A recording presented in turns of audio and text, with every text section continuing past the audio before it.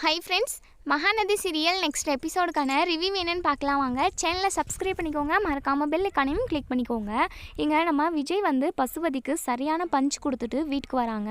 வீட்டுக்கு வந்ததுமே இங்கே வெண்ணிலா இருந்துட்டு, விஜய் ப்ளீஸ் விஜய், தயவு செஞ்சு நீங்கள் என் கூட தான் இருக்கணும், என்னை புரிஞ்சுக்கோங்க விஜய், எனக்குன்னு யாரும் இல்லைன்னு உங்களுக்கு தெரியும் இல்லை, என்னை மட்டும் இந்த வீட்டை விட்டு போன்னு மட்டும் ஒரு வார்த்தை சொல்லிட போகிறீங்க, இனிமேல் நான் உயிரோடவே இருக்க மாட்டேன் நீங்கள் அப்படி சொல்லிட்டீங்கன்னா அப்படின்னு சொல்லிட்டு இங்கே வெண்ணிலா வந்து சொல்கிறாங்க.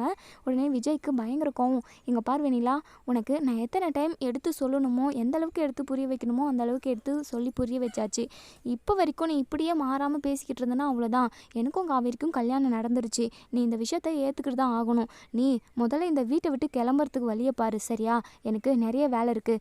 அதுக்கப்புறம் இங்கே நம்ம வெண்ணிலா அவங்க மாமா கிட்டேயும் சொல்லிடுறாங்க.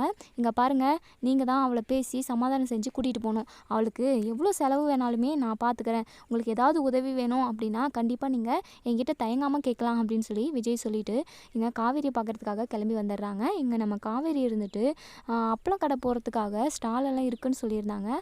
கடை போகிறதுக்கான எல்லா ஏற்பாடுமே பண்ணுறதுக்காக அங்கே போயிருக்காங்க. பின்னாடியே நம்ம விஜயுமே காவேரி எங்கே இருக்காங்கன்ற விஷயம் தெரிஞ்சுக்கிட்டு காவேரி கிட்ட பேசுகிறதுக்காக வராங்க. காவேரியை பார்த்ததுமே நம்ம விஜய்க்கு ரொம்பவே ஒரு மாதிரி கில்ட்டியாக இருக்குது. ஏன்னா வெண்ணிலா வந்து எல்லார் முன்னாடியுமே பேட்டி கொடுத்து நம்ம விஜயை வந்து ரொம்பவே அவமானப்படுத்திட்டாங்க இல்லையா, அதனால் காவேரி முகத்தில் முழிஞ்சு பேசுகிறதுக்கே அவங்களுக்கு ஒரு மாதிரி இருக்குது. இருந்தாலும் நம்ம விஜய் வந்து எந்த ஒரு தப்புமே பண்ணல, அதனால் ரொம்பவே தைரியமாக போய் பேசுகிறாங்க. காவேரி அப்படின்னு சொல்லி கூப்பிடுறாங்க. காவேரி நம்ம விஜயை பார்த்துட்டு சைலண்ட்டாகவே இருக்காங்க. ஏன் காவேரி, என் கூட நீ பேச மாட்டியா? இந்த வெண்ணிலா பேட்டி கொடுத்ததெல்லாம் நீ பார்த்துருப்பன்னு எனக்கு நல்லாவே தெரியும். ஆனால் அவள் சொல்கிறது எதுவுமே உண்மை இல்லை காவேரி, எல்லாமே போய். எனக்கும் வெண்ணிலாவுக்கும் கல்யாணம் நடக்கவே இல்லை.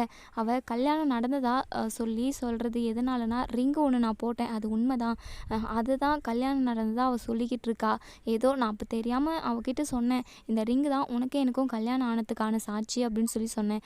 ஆனால் இப்போ தான் எல்லாமே மாறி போச்சு இல்லை, உனக்கே தெரியும்ல காவேரி, நான் எப்படி என்னுடைய கேரக்டர் என்னன்ட்டு உனக்கு நல்லா தெரியும். நீயும் இப்படி பேசாமல் இருந்தால் எனக்கு எவ்வளோ கஷ்டமாக இருக்கும். ப்ளீஸ் காவேரி, என் கூட பேசு அப்படின்ற மாதிரி சொல்கிறாங்க. நம்ம காவேரி இருந்துட்டு, ஏங்க உங்கள் மேலே எனக்கு எந்த ஒரு கோபமும் இல்லவே இல்லை, உங்களை பற்றி எனக்கு நல்லாவே தெரியுங்க. ஆனால் ஊரில் உள்ளவங்க எல்லாருமே இப்போது உங்களை தப்பாக நினச்சிக்கிட்டு இருப்பாங்க அப்படின்னு சொல்லி சொல்கிறாங்க. இங்கே பார் காவேரி, மற்றவங்க என்ன நினைக்கிறாங்களோ அப்படிங்கிறதெல்லாம் என்னுடைய மைண்ட் செட்டே கிடையாது. அவங்க என்ன வேணாலும் நினச்சிக்கிட்டு போட்டோம். ஆனால் நீ என்னை பற்றி நல்ல விதமாக தான் நினைக்கிற. நான் எப்படின்னு உனக்கு தெரியும்ல. வெண்ணிலா காலத்தில் நான் தாலி கட்டியிருக்க மாட்டேன்னு உனக்கு நல்லாவே தெரியும். வெண்ணிலா விஷயத்தில், அதாவது அவளை நான் எப்படியெல்லாம் லவ் பண்ணேன் அப்படிங்கிற விஷயத்துலேருந்து எல்லாத்தையுமே நான் உங்ககிட்ட சொல்லியிருப்பேன். ஆனால் எனக்கும் அவளுக்கும் கல்யாணம் ஒருவேளை நடந்திருந்தா நான் உங்ககிட்ட சொல்லியிருப்பேன்ல, நான் சொல்லலை. அப்போது அது உண்மைதான். அதே சமயம் இங்கே வெண்ணிலா வந்து என் கூட ஒன்று சேர்ந்து வாழணும், என்னை விட்டுட்டு போக மாட்டேன் அப்படின்னு சொல்லிட்டு பிடிவாதமாக இருக்கா. நான் அவங்க மாமா கிட்ட நல்ல விதமாக எடுத்து சொல்லி தான் வச்சுட்டு வந்திருக்கேன். கண்டிப்பாக நான் திரும்ப வீட்டுக்கு போகிறதுக்குள்ளே அவங்க அந்த வீட்டை விட்டு காலி பண்ணியிருப்பாங்க. அதுக்கப்புறம் உன்னை நான் நம்ம வீட்டுக்கு கூட்டிகிட்டு போயிட்டு இருக்க வைப்பேன். நீயும் நானும் ஒன்று சேர்ந்து சந்தோஷமாக வாழலாம். இதுக்கப்புறம் நீயும் நானும் பிரிஞ்சு இருக்கணுன்ட்டு எந்த அவசியமும் இல்லை அப்படின்னு சொல்லி சொல்கிறாங்க. எங்கள் காவேரி இருந்துட்டு, இங்கே பாருங்கள், நீங்கள் சொல்கிறதுல ஒரு அர்த்தம் இருக்குது, இருந்தாலும் உங்கள் கூட வந்து சேர்ந்து வாழ்வுன்னு சொல்லிட்டு நீங்கள் நினைக்கவே நினைக்காதீங்க. ஏன்னா வெண்ணிலா இந்த அளவுக்கு வந்திருக்காங்க, அவங்கள வந்து கஷ்டப்படுத்திட்டு உங்கள் கூட ஒன்று சேர்ந்து வாழணும்னு சொல்லிட்டு நான் ஒருபோதுமே நினைக்க மாட்டேன். அவங்களா நம்மளோட சுச்சுவேஷனை புரிஞ்சுக்கிட்டு நம்ம வீட்டை விட்டு போயிட்டாங்க அப்படின்னா எனக்கு ஓகே தான். ஆனால் அவங்க நீங்கள் தான் வேணும்னு சொல்லிட்டு பிடிவாதமாக அதே வீட்டில் இருந்து ஏதாவது பிரச்சனை பண்ணிக்கிட்டு இருந்தாங்கன்னா கண்டிப்பாக நான் உங்கள் கூட அந்த வீட்டுக்கு வருவேன்னு சொல்லிட்டு நீங்கள் கனவுல கூட நினச்சி பார்க்காதீங்க. என் அம்மாவும் என் வீட்டில் உள்ளவங்களும் எல்லாருமே ரொம்பவே கோவமாக இருக்காங்க. வெண்ணிலா பேட்டி கொடுத்ததை நினச்சி எல்லாருமே ரொம்பவே வருத்தப்பட்டுக்கிட்டு தான் இருக்காங்க. நான் ஏன் இப்படி ஒரு முட்டாள்தனமான முடிவு எடுத்து உன்னை கல்யாணம் பண்ணேன்னு சொல்லிட்டு எல்லாருமே திட்டிக்கிட்டு இருக்காங்க. இங்கே பாருங்கள், கண்டிப்பாக நீங்களும் நானும் ஒன்று சேர்ந்து வாழணும் அப்படின்னா வெண்ணிலா எல்லா சுச்சுவேஷனும் புரிஞ்சுக்கிட்டு அவங்க வீட்டுக்கே போயிடணும். அப்படி ஒன்று நடந்தால் மட்டும்தான் நீங்களும் நானும் ஒன்று சேர முடியும் அப்படின்னு சொல்கிறாங்க. ஆனால் மனசுக்குள்ளேயே நினைக்கிறாங்க நம்ம காவேரி, தான் ப்ரெக்னெண்ட்டாக இருக்கிற விஷயத்த விஜய்கிட்ட சொல்லி ரொம்பவே சந்தோஷப்படணும் அப்படின்னு சொல்லிட்டு நம்ம காவேரி வந்து எவ்வளவோ நினச்சி, அதாவது கனவு கண்டு வச்சுருந்துருப்பாங்க. விஜய் முகத்தில் நிறைய சந்தோஷத்தை பார்க்கணும், அவர் என்னெல்லாம் பண்ணுவார் அப்படின்னு சொல்லிட்டு நிறைய எக்ஸ்பெக்டேஷனோடு இருந்தாங்க. ஆனால் எதுவுமே நடக்காத மாதிரி இங்கே வெண்ணிலாவும் அவங்க மாமாவும் பேட்டி கொடுத்து என்னென்னமோ நடந்து போச்சு. இது எல்லாத்துக்குமே இந்த ராகினி தான் காரணம். ராகினி வந்து உசுப்பேத்தி விடாமல் இருந்திருந்தா கண்டிப்பாக வெண்ணிலாவும் சரி, வெண்ணிலாவும் மாமாவும் சரி பேட்டி கொடுக்குற வரைக்கும் போயிருக்க மாட்டாங்க மீடியா வரைக்கும். இங்கே ராகினி வந்து விஜயும் காவேரியும் ஒன்று சேரக்கூடாது அப்படின்றதுக்காக என்னென்னமோ பண்ணி எங்கெங்கேயோ கொண்டு வந்து நிறுத்திட்டாங்க. ஆனால் இப்போது நம்ம காவேரி வந்து வெண்ணிலா வந்து அதாவது அந்த வீட்டை விட்டையும் விஜயோட வாழ்க்கையை விட்டுட்டும் போனால் மட்டும்தான் நான் அந்த வீட்டுக்கு வந்து வாழ்வேன் அப்படின்னு சொல்லி பேசிக்கிட்டு இருக்க நேரத்தில் இங்கே நம்ம காவேரி மயங்கி விழுந்துடுறாங்க. விஜய்க்கு ரொம்பவே பதட்டமாக போயிடுது. ஏன்னா நம்ம காவேரி வந்து அதாவது வெண்ணிலா பேட்டி கொடுத்து மீடியா முன்னாடி எல்லார் முன்னாடியும் அசிங்கப்படுத்திட்டாங்க நம்ம விஜயை. அதனால் அவங்களுக்கு சாப்பாடே இறங்கலை. அதனால் சாப்பிடாம பட்னியாக தான் வந்து இங்கே கடை போகிறதுக்கான எல்லா ஏற்பாடுமே பண்ணிக்கிட்டு இருந்திருப்பாங்க. இப்போது விஜய் கூட பேசிக்கிட்டு இருக்க நேரத்தில் மயங்கி விழுந்துடுறாங்க. விஜய்க்கு ரொம்பவே பதட்டமாக போகுது. உடனே நம்ம விஜய் வந்து காவேரியை தூக்கி காரில் உட்கார வச்சு ஹாஸ்பிட்டலுக்கு கூட்டிகிட்டு போகிறாங்க. ரொம்பவே பதட்டத்தோடு இருக்காங்க. டாக்டர் என்னாச்சு பாருங்கள் ப்ளீஸ் டாக்டர் அப்படின்னு சொல்லிட்டு ரொம்பவே பதட்டப்படுறாங்க நம்ம விஜய். நீங்கள் கொஞ்சம் வெளியே நில்லுங்க, நாங்கள் என்ன ஏதுன்னு செக் பண்ணிவிட்டு உங்களுக்கு சொல்லுவோம் அப்படின்னு சொல்லிட்டு நம்ம காவேரியை ரூம்குள்ளே வார்டுக்குள்ளே கூட்டிகிட்டு போயிடுறாங்க. அதுக்கப்புறம் டாக்டர் வந்து நம்ம காவேரியை செக் பண்ணி பார்த்ததுக்கப்புறம் தான் தெரியுது அவங்க ப்ரெக்னெண்ட்டாக இருக்காங்கன்ட்டு. விஜய்க்கும் தெரியுமோ என்னவோன்னு தான் நம்ம டாக்டருமே நினச்சிக்கிட்டு இருந்திருப்பாங்க. வெளியே வந்து எங்கள் விஜய்கிட்ட இங்கே பாருங்கள், ப்ரெக்னெண்ட்டாக இருக்கிறவங்க சாப்பிடாமல் இருக்கக்கூடாதுன்னு உங்களுக்கு தெரியாதா என்ன? அவங்க சாப்பிடாமல் இருந்திருக்காங்க, அதனால தான் மயங்கி விழுந்திருக்காங்க. எந்த ஒரு பிரச்சனையும் இல்லை, நீங்கள் வீட்டுக்கு கூட்டிகிட்டு போகலாம். நான் சொல்கிற டேப்லெட் மட்டும் அவங்களுக்கு கொடுங்க, கொஞ்சம் எனர்ஜியாக இருக்கும் அப்படின்னு சொல்கிறாங்க. சரிங்க டாக்டர் அப்படின்னு சொல்லிட்டு ரொம்ப சந்தோஷம் நம்ம விஜய்க்கு. ரொம்ப நாளாகவே எக்ஸ்பெக்ட் பண்ணி வச்சுருந்துருப்பாங்க, இப்படியெல்லாம் நமக்கு நடக்கணும், நமக்குன்னு ஒரு குழந்தை வரணும், காவேரி ப்ரெக்னென்ட் ஆகணும் அப்படின்னு சொல்லிட்டு நம்ம விஜய் வந்து ரொம்ப நாளாக ஆசைப்பட்டுக்கிட்டு இருந்தாங்க. இந்த விஷயம் வந்து நம்ம காவேரி சொல்லவே இல்லை. இப்போது கடவுளாக பார்த்து தான் நம்ம விஜய்க்கு தெரிய வச்சுச்சுன்னே சொல்லலாம். காவேரி கண்டிப்பாக அவங்க ப்ரெக்னெண்ட்டாக இருக்கிற விஷயத்த விஜய்கிட்ட சொல்லியிருக்கவே மாட்டாங்க. இப்போது யதார்த்தமாக நம்ம விஜயுமே அப்பாவாக போகிற விஷயத்த வந்து தெரிஞ்சுக்கிட்டாங்க. பயங்கர சந்தோஷம். காவேரி இந்த விஷயத்த ஏண்டி என்கிட்ட இருந்து மறைச்ச அப்படின்னு சொல்லிட்டு ரொம்பவே வருத்தப்படுறாங்க. அதுக்கப்புறம் ரூம்குள்ளே போயிட்டு காவேரி அப்போ தான் கண் லைட்டாக முழிக்கிறாங்க. காவேரியை பார்த்ததுமே, காவேரி உனக்கு ஒன்றும் இல்லைல்ல, நீ இப்போ நல்லா இருக்கல்ல, காவேரி ஏண்டி என்கிட்ட இந்த ஒரு விஷயத்த மறைச்ச அப்படின்னு சொல்லி கேட்குறாங்க. நம்ம காவேரி இருந்துட்டு என்னங்க விஷயம், நான் எதுவுமே உங்ககிட்ட இருந்து மறைக்கவே இல்லையே அப்படின்னு சொல்ல, இங்கே பார் இப்போவும் நீ மறைக்கணும்னு நினைக்காத, எனக்கு விஷயம் என்னன்னு தெரிஞ்சு போச்சு, நீ ப்ரெக்னெண்ட்டாக இருக்க தானே, நான் அப்பாவாக போகிறேன்டி அப்படின்னு சொல்லிட்டு அழுதுகிட்டே ரொம்ப ரொம்ப சந்தோஷத்தோடு சொல்கிறாங்க. இதை கேட்டதுமே நம்ம காவேரி வந்து பயங்கர ஷாக் ஆகுறாங்க. இந்த விஷயம் நம்மளாக சொல்லலான்னு இருந்தோம், நல்ல ஒரு சுச்சுவேஷனை பார்த்து சொல்லலான்னு இருந்தோம், ஆனால் இப்போது கடவுளாக பார்த்து இவருக்கு இப்படி தெரியணும்னு இருந்திருக்கு அப்படின்னு சொல்லிட்டு இங்கே நம்ம காவேரியுமே நினைக்கிறாங்க. அதுக்கப்புறம் அதாவது ஆனந்த கண்ணீரோடு அவங்களுமே கண்ணீர் விட்டு சந்தோஷப்படுறாங்க. அதுக்கப்புறம் நம்ம விஜய் வந்து தன்னோட நெஞ்சில் வந்து காவேரியை சாட்சிக்கிறாங்க. காவேரி இதுக்கப்புறமும் நீயும் நானும் தனியாக இருக்கக்கூடாது, நீ நான் நம்ம குழந்த நம்ம 3 பேர் மட்டும் தனியாக ஒரு நல்ல ஒரு வாழ்க்கை வாழணும், சந்தோஷமாக வாழணும், சரியாடி பொண்டாட்டி அப்படின்னு சொல்கிறாங்க.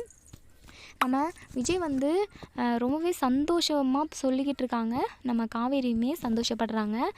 இங்கே விஜய் இருந்துட்டு சரி காவேரி, நம்ம வீட்டுக்கு போகலான்னு சொல்லிட்டாங்க, நீ ஏன் சாப்பிடாம இருந்த, நீ ப்ரெக்னெண்ட்டாக இருக்கிற விஷயம் உனக்கு முன்னாடியே தெரியும்ல, அப்புறம் ஏன் நீ சாப்பிடாம இருந்த அப்படின்னு சொல்லி கேட்க, நான் எப்படிங்க சாப்பிட முடியும், அதான் உங்களை மீடியாக்கார் முன்னாடி அந்த வெண்ணிலா எவ்வளோ அவமானப்படுத்திட்டா அப்படின்னு சொல்கிறாங்க. அதெல்லாம் இருந்துட்டு போட்டும்டி, அதெல்லாம் பெரிய விஷயமா, நம்ம குழந்தை தானே ஃபஸ்ட்டு நமக்கு முக்கியம் அப்படின்னு சொல்கிறாங்க. சரிங்க இருக்கட்டும், இருந்தாலும் எனக்கு ஒரு வாய் கஞ்சி கூட இறங்கவே இல்லை அப்படின்னு சொல்கிறாங்க. சரி காவேரி அதெல்லாம் இருக்கட்டும், ஏன் நீ என்கிட்ட நீ ப்ரெக்னெண்ட்டாக இருக்கிற விஷயத்த சொல்லலை, ஏன் மறைச்ச அப்படின்னு சொல்லி கேட்குறாங்க. ஏன் காவேரி, நான் அப்பாவாக போகிற விஷயத்த தெரிஞ்சுக்கிட்டு நான் ரொம்ப சந்தோஷப்பட்டுருவனோ அப்படின்னு சொல்லிட்டு சொல்லாமல் இருந்தியா அப்படின்னு சொல்லி கேட்குறாங்க. நம்ம காவேரி வந்து அப்படியெல்லாம் எதுவும் இல்லைங்க, நான் ப்ரெக்னெண்ட்டாக இருக்கிற விஷயம் உங்களுக்கு தெரிஞ்சிச்சு அப்படின்னா நீங்கள் ஒருவேளை வெண்ணிலா கூட வெண்ணிலா கூட இருக்கணும், ஒன்று சேர்ந்து வாழணும் அப்படின்ற ஒரு எண்ணம் உங்களுக்கு இருந்தாலுமே ஒரு சைடு உங்களுக்கு இல்லை தான். ஒரு வேளை இருந்தால் நீங்கள் குழந்தை இருக்குது அப்படின்றதுக்காக நீங்கள் என்ன தான் சூஸ் பண்ணுவீங்க? அப்படி ஒரு வாழ்க்கை எனக்கு வேண்டான்னு நினச்சேன். குழந்தைய வச்சு சிம்பத்தி க்ரியேட் பண்ணியெல்லாம் உங்கள் கூட ஒன்று சேரணும் அப்படின்னு சொல்லிட்டு எனக்கு எந்த ஒரு எண்ணமும் இல்லை.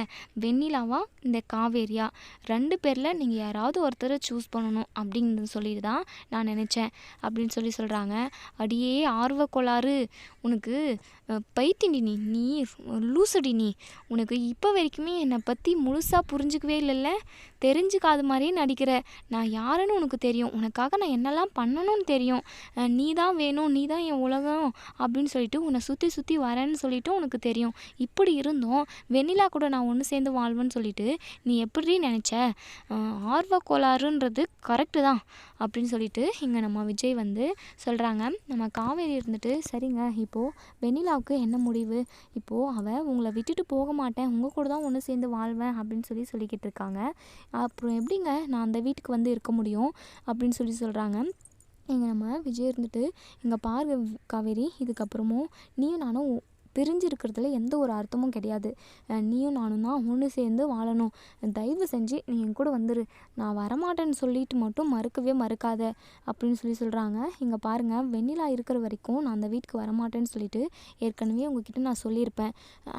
அப்படி இருந்தோம் அப்படின்னு தெரிஞ்சுமே அப்புறம் எப்படிங்க நீங்கள் என்ன அந்த வீட்டுக்கு கூட்டிகிட்டு போகிறீங்க அப்படின்னு சொல்லி கேட்க, காவேரி என்ன காவேரி இந்த டைமில் இப்படி பேசிக்கிட்டு இருக்காங்க அப்படின்னு கேட்க, இப்போ வேறு எப்போங்க பேசுறது? வெண்ணிலா அந்த வீட்டில் இருக்கிற வரைக்கும் நான் கண்டிப்பாக வரவே மாட்டேங்க, அவ்வளோதான் சொல்லிட்டேன் அப்படின்னு சொல்கிறாங்க. சரி காவேரி, நீ அப்படியே கூட பண்ணு. நான் இன்றைக்கே இந்த நிமிஷமே வெண்ணிலாவை அவங்க வீட்டுக்கே அனுப்பி வச்சிடுறேன். நான் சொல்கிற பேச்சு கேட்டுக்கிட்டு வீட்டுக்கு வா. ஃபஸ்ட்டு அம்மா கிட்டே நான் பேசணும் அப்படின்னு சொல்லிட்டு காவேரியை ஹாஸ்பிட்டலில் இருந்து, அதாவது சாரதா அவங்க வீட்டுக்கு கூட்டிகிட்டு போகிறாங்க. இங்கே சாரதா இருந்துட்டு விஜயும் காவேரியும் ஒன்று சேர்ந்து விஜய் வந்து நம்ம காவேரி கையை பிடிச்சிக்கிட்டு வரதை பார்த்துட்டு பயங்கரமாக டென்ஷன் ஆகுறாங்க. காவேரி என்னடி பண்ணிக்கிட்டு இருக்க? அவங்க எல்லாம் நீ எதுக்காகடி பிடிச்சிட்டு வர? 2 பொண்ணு வேணும்னு நினைக்கிறவன் அவன். அந்த காதலிச்ச பொண்ணையும் கல்யாணம் பண்ணி ஒரே வீட்டில் வச்சுக்கணும், அக்ரிமெண்ட் போட்டு கல்யாணம் பண்ண பொண்ணையும் தன் கூடவே வச்சுக்கணும் அப்படின்னு சொல்லி நினைக்கிறான். ஆல்ரெடி அவன் புத்தியே சரியில்லை. திரும்பவும் அவன் கூட என்னடி உனக்கு பேச்சுவார்த்தை? ஒழுங்கு மரியாதையாக அவன் கையை விட்டுட்டு நீ இந்த பக்கம் வாடி அப்படின்னு சொல்லி இங்கே சாரதா வந்து ரொம்பவே கோவத்தோடு கூப்பிடுறாங்க. இங்கே நம்ம விஜய் இருந்துட்டு, அத்தை நான் சொல்கிற வரையும் கொஞ்சம் கேளுங்க அத்தை அப்படின்னு சொல்கிறாங்க. இங்கே பார் தம்பி, சும்மா அத்தை இத்தனைலாம் உறவு கொண்டாடாத. உங்களுக்கும் இருந்த உறவு எப்போவோ அருந்து போச்சு.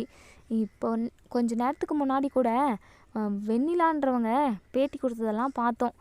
அந்த பொண்ணுக்கும் கல்யாணம் பண்ணிட்டீங்க, இவளையும் கல்யாணம் பண்ணிட்டீங்க. 2 பேரையும் ஒரே வீட்டில் வாழ வச்சு 2 பேரு கூடயும் சந்தோஷமாக இருக்கணும்னு நினைக்கிறீங்களா? அப்படி மட்டும் நடக்கவே நடக்காது. என் பொண்ணு காவேரி இந்த வீட்டில் தான் இருப்பாள். நீங்கள் போய் அந்த பொண்ணோடு சேர்ந்து சந்தோஷமாக வாழுங்க போங்க அப்படின்னு சொல்கிறாங்க. அத்தை உங்களுக்கு இப்போ வரைக்குமே சுத்தமாக புரியல. வெண்ணிலாவை நான் இப்போ வரைக்குமே தப்பான கண்ணோட்டத்தில் பார்த்ததே கிடையாது. நானும் வெண்ணிலாவும் லவ் பண்ணோம் தான், இல்லைன்னு சொல்லலை. அது அப்போது முடிஞ்சு போன கதை. அவளை தேடி பார்த்துட்டு நானும் சைலண்ட் ஆகிட்டேன். அதுக்கப்புறம் காவேரியை நான் அதாவது கான்ட்ராக்ட் போட்டு தான் கல்யாணம் பண்ணேன். ஆனால் காவேரியும் நானும் ஒன்று சேர்ந்து வாழ ஆரம்பிச்சிட்டோம் அத்தை. அவள் மனசை நான் புரிஞ்சுக்கிட்டேன், என் மனசையும் அவள் புரிஞ்சுக்கிட்டு நானும் அவளும் புருஷன் பொண்டாட்டியை தான் வாழ்ந்துக்கிட்டு இருந்தோம். ஆனால் இந்த வெண்ணிலா இப்படியெல்லாம் பண்ணி எங்கள் 2 பேரையும் பிரிப்பான்னு சொல்லிட்டு நான் கொஞ்சம் கூட எதிர்பார்க்கல. இங்கே பாருங்க அத்தை, தயவு செஞ்சு காவேரியை நீங்கள் என் கூடவே அனுப்பி வச்சுருங்க. நானும் காவேரியும் ஒன்று சேர்ந்து சந்தோஷமாக வாழ்வோம். அதே சமயம் வெண்ணிலாவும் அந்த வீட்டில் இருக்க மாட்டா. நான் வெண்ணிலாவை அவங்க மாமா கூடவே பேசி அனுப்பி விட்டுடுறேன் அப்படின்னு சொல்கிறாங்க. இங்கே பாருங்கள் தம்பி, உங்களெல்லாம் நம்பிக்கிட்டு எங்களால் இருக்க முடியாது. இங்கே பாருங்கள், நீயும் காவேரியும் ஒன்று சேர்ந்து வாழணும்னு நினைக்கிறது ரொம்ப ரொம்ப தப்பு. அது நடக்கவும் நடக்காது. நான் இருக்கிற வரைக்கும் காவேரி என் கூடவே இருப்பாள். அதுக்கப்புறம் நான் முடியாத டைமில் முடியாத நேரத்தில் நான் அவளுக்குன்னு ஒரு நல்ல வாழ்க்கையை அமைச்சு வைக்க எனக்கு தெரியும். அவளை நான் சந்தோஷமாக பார்த்துப்பேன், தயவு செஞ்சு இங்கேருந்து கிளம்புங்க அப்படின்னு சொல்லி ரொம்பவே கோவமாக சொல்கிறாங்க. உடனே நம்ம விஜய் இருந்துட்டு, நீங்கள் நினைக்கிறதெல்லாம் எதுவுமே நடக்காது அத்தை, நானும் காவேரி தான் ஒன்று சேர்ந்து வாழ போகிறோம்.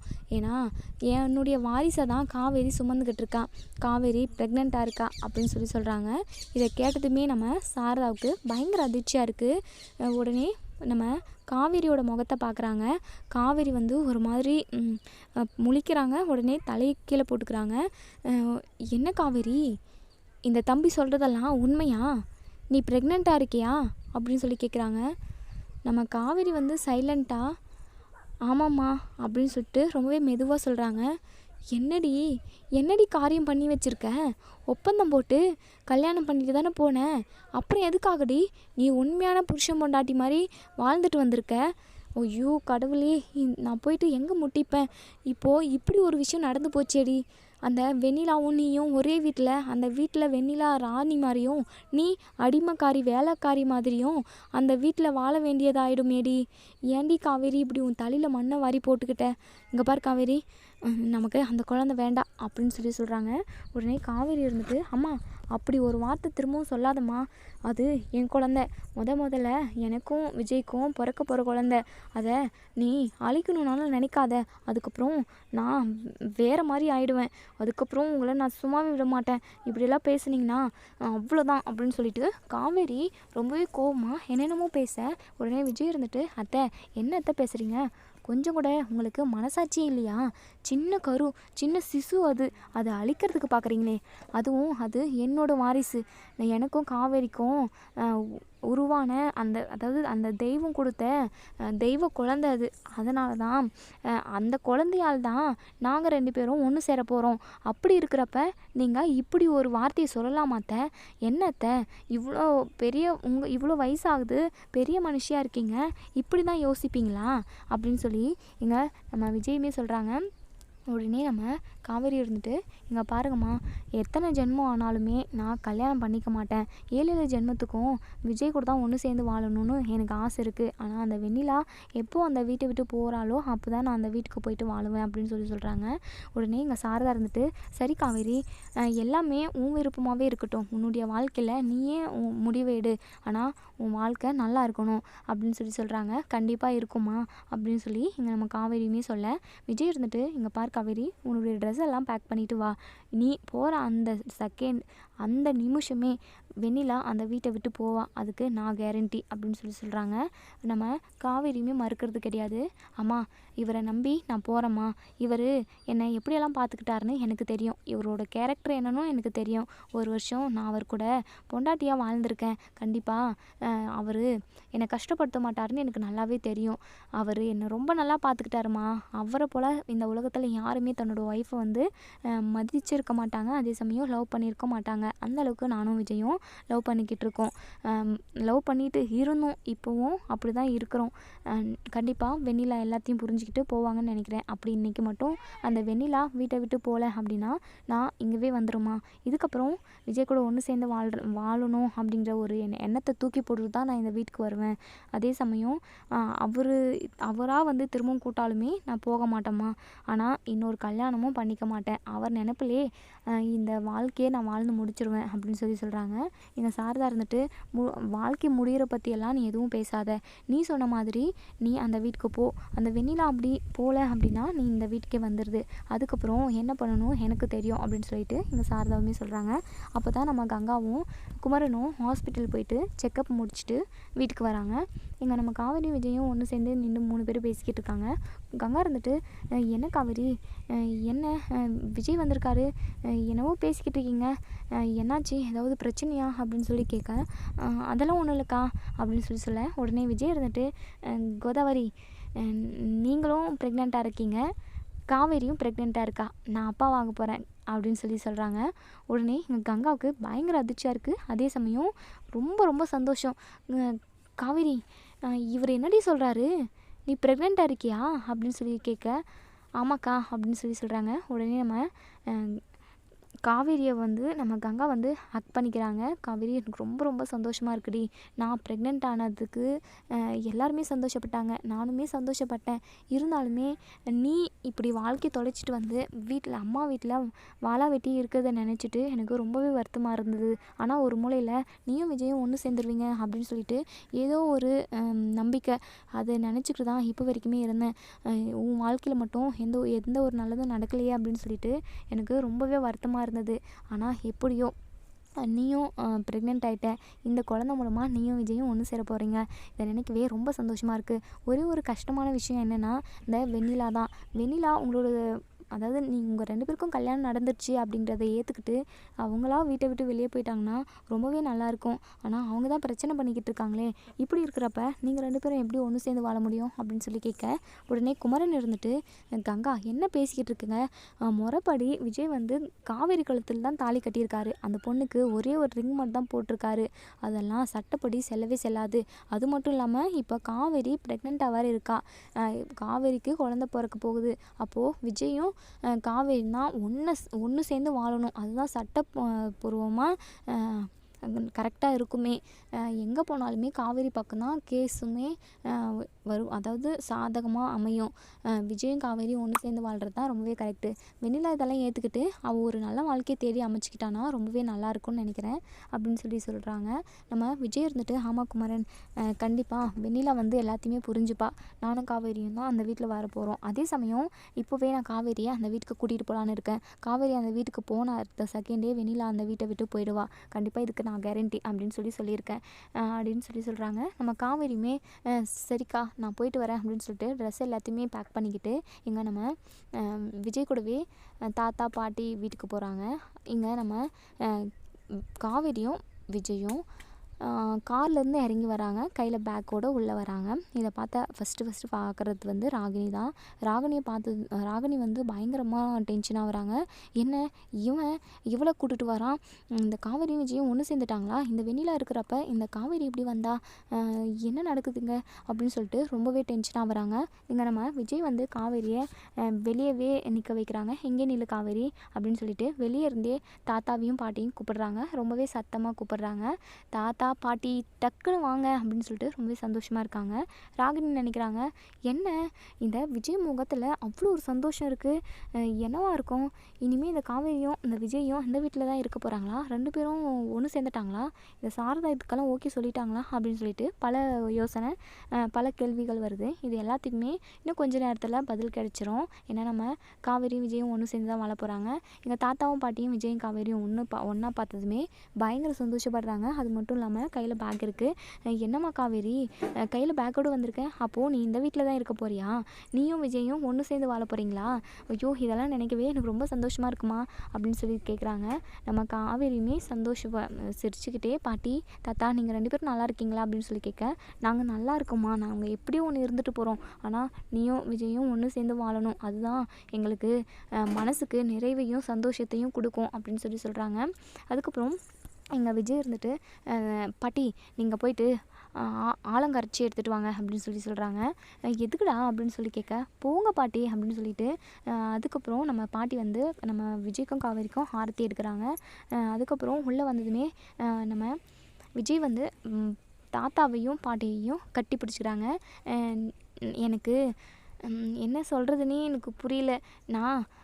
நான் இல்லை காவேரி இல்லை, நான் அப்பாவாக போகிறேன் தாத்தா அப்படின்னு சொல்லி ரொம்பவே சந்தோஷமாக சொல்ல, நம்ம தாத்தாவுக்கு பயங்கர அதிர்ச்சியாக இருக்குது. அதே சமயம் பல மடங்கு சந்தோஷம்.